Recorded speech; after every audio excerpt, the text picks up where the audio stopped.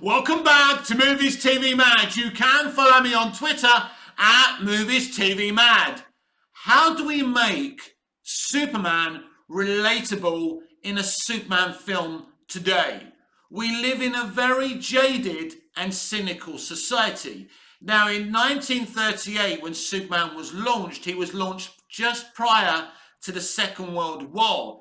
Like Wonder Woman, the soldiers would take the comic books with them and read them. And these comic books gave these soldiers in nightmare scenarios hope while they were in, as I say, a nightmare of a situation. Now, when the Superman movie came out, directed by Richard Donner and starring Christopher Reeve in 1978, it was also a jaded society from Vietnam and Nixon. So Superman the movie came a year later than Star Wars 77. Star Wars 77 inspired people because people had never seen a film like that before. And Superman the movie was the same. It was the injection of kind of inspirational hope that society in the 70s needed, both with A New Hope and both with Superman the movie. The problem we have in today's world is, like, the youth of today are not just jaded, they're cynical. So when they see Superman, in a way, they just laugh and they don't take him seriously. He's too good, he's too nice, he's too powerful. These are the things that are thrown at him. It's because they're so cynical, right, as well as jaded. And this is not just about today's generation. I'm talking about the 90s and the early noughties as well. It was the same situation. I believe this is one of many reasons Superman Returns didn't work. Now, in 2013, when Man of Steel was launched, I think they had a little bit of an idea how to make him relatable. They got some things right and they got some things wrong. In terms of the way he looks, how well built he is, how powerful he is. First of all, the costume, for me, is absolutely perfect. It works, it looks modern, it's a way how a modern superhero, should look, and he looks really cool. And the way Snyder displays his powers is really, really good, and that works. So you've got a relatable element of a superhero there. The problem is what Snyder didn't do, either forgot to do or didn't want to do, the same with Goyer and Nolan within their story and script. They forgot to inject the humanity and the personality and character into Superman that Christopher Reeve did. Henry Cavill didn't put the humanity into Superman. And he's an alien, but he's been on Earth since he was a small boy. So he feels more human than Kryptonian, but he's being pulled in two ways, if you like. Henry Cavill is a very good actor with a great personality, as we've seen, great sense of humour, but Henry wasn't allowed to put the humanity in Superman. So Man of Steel gets a lot of things right if you want to make a successful Superman in a movie today. But the problem is there's other things that they got wrong. So that film was kind of divisive, but not as divisive as Batman vs Superman Dawn of Justice, that thought, fuck it. No humanity, he's moody, he's gloomy, he looks like he just wants to put some kryptonite in his heart and finish himself off. He really looks depressed in that movie, doesn't he? And that isn't any kind of Superman that most people want, apart from the Snyderverse fans, and that's up to them. But to us who have read him and watched him since we were children, right, it's different. So you can't turn Superman into that. Now, as much as the Snyderverse fans want him to be that, he's not that. And he's not going to be relatable. So I do believe Man of Steel almost got it right, but they forgot the humanity and the soul that Christopher Reeve put into the character. This is why Christopher Reeve's version is still remembered today, and it works. So Henry Cavill is talking about doing another Superman movie. It looks like it's definitely going to happen. James Gunn teasing that with that Clark Kent using a typewriter comic book panel. So how today do you make a Superman movie that makes him relatable?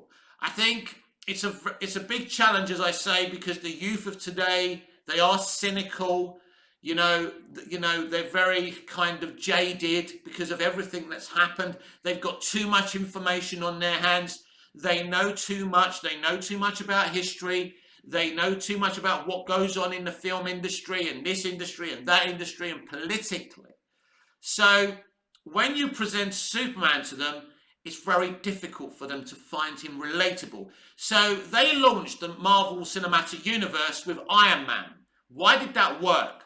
Because he's flawed, he's a human being, and he's done some bad things in his life, by the way, because he's building these weapons for these governments to use to hurt people. And then in the middle of the film, he realizes he's doing the wrong thing.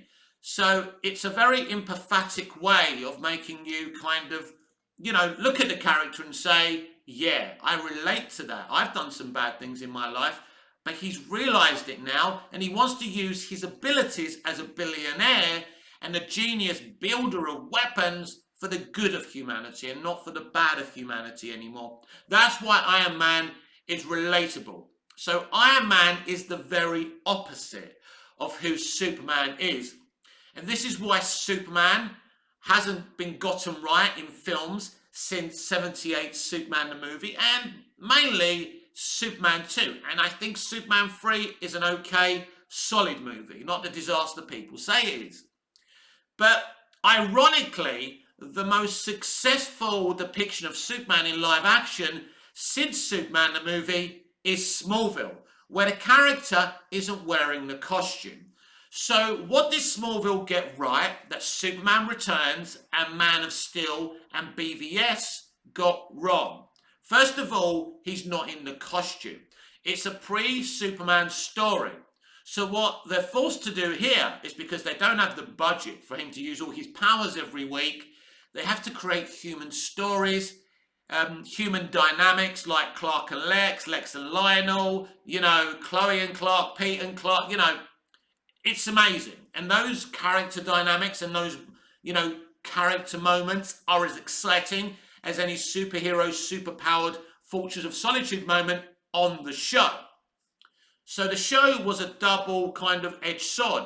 It worked for so many people in different ways. You had the Kent family dynamic.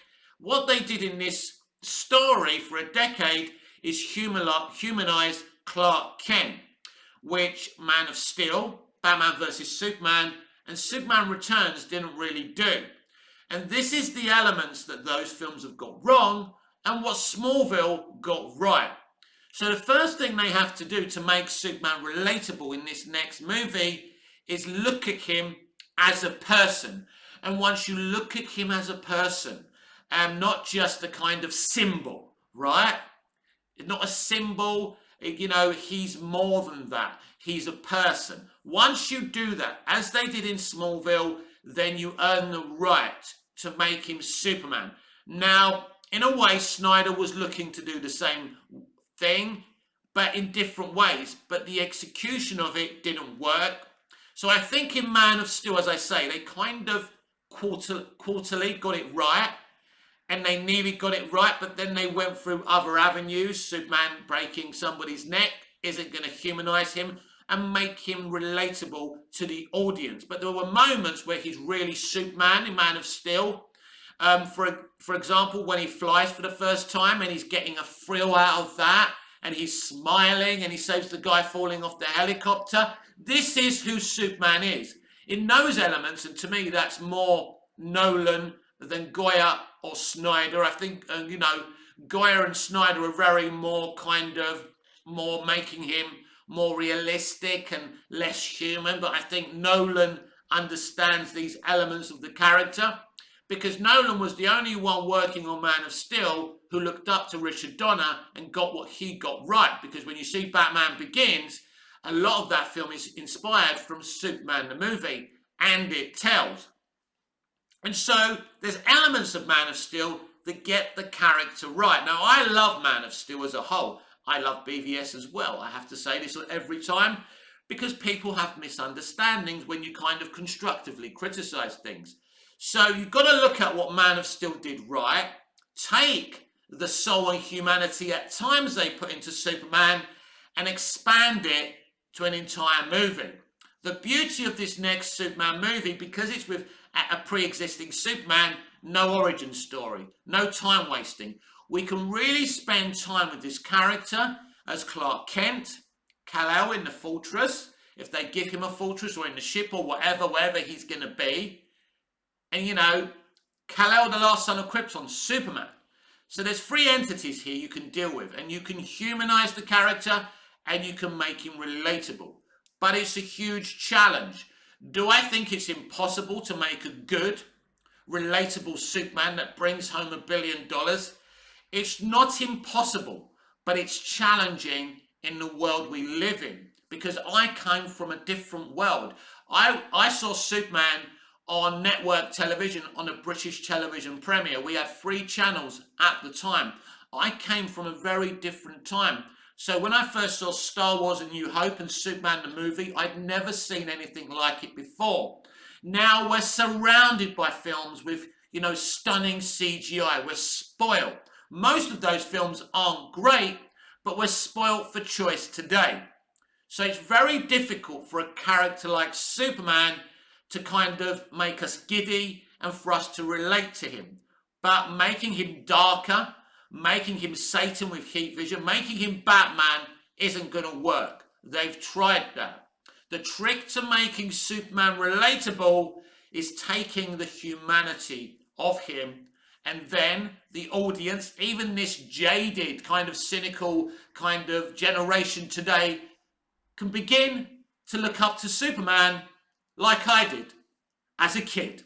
This has been Movies TV Mad. I'm Mick, your host with the most. Just ask your girlfriends and your wives. Please like, share, comment, subscribe. Hit the notification bell so you never miss this beautiful perfection. And I'll see you again in the next video. Until I see you again, goodbye, au revoir, auf Wiedersehen.